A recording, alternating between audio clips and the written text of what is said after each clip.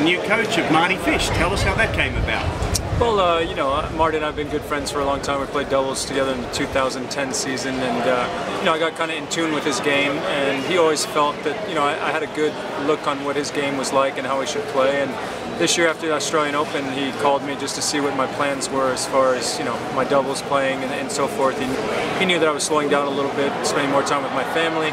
And you know, he's just curious if I could help him on the road the weeks that I'm out there, and you know, try to get things going right for him. You said earlier this year that you're going to play a reduced double schedule this year. How will the coaching arrangement impact that, if at all? Yeah, I mean, this is totally new for me. Obviously, you know, it's things that Marty and I discussed. You know, the end of your career, you're never quite sure how it's going to go. And for myself, you know, I've been shifting more time towards my family and so forth and playing more of a reduced schedule.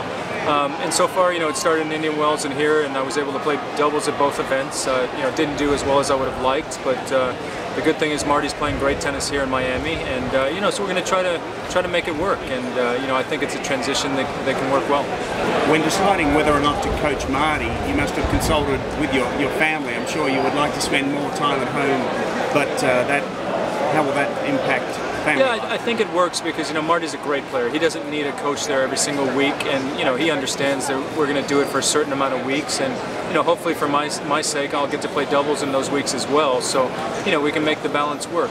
Obviously, we're very new in this relationship as far as seeing how, you know, my doubles tennis and his playing, how it meshes together. So, you know, hopefully we can do 14, 16 weeks and kind of mesh it both together where I get to play and further my career as well, and also help him with the singles. Would there ever be a week where you might need to play at a different tournament to the tournament Marty's going to play at, and have you thought through how that would work? Yeah, I mean, I'm sure that may come up. You know, hopefully for me, I'm trying to maintain my ranking in doubles so that I can play the same events that he's going to play in singles. Obviously, he's a top 10 player, and he's going to be playing all the big events. So, you know, it's my job to try to keep my ranking up there, even though I'm playing a reduced schedule, so that, you know, things can work a lot more harmoniously. Obviously, if things don't happen that way, then it gets a little bit trickier. So, you know, we'll see how it goes along, and you know, we're just taking it right now this week and see how things go and go from there. And is there anything in particular you've been advocating for Marty to add to his game?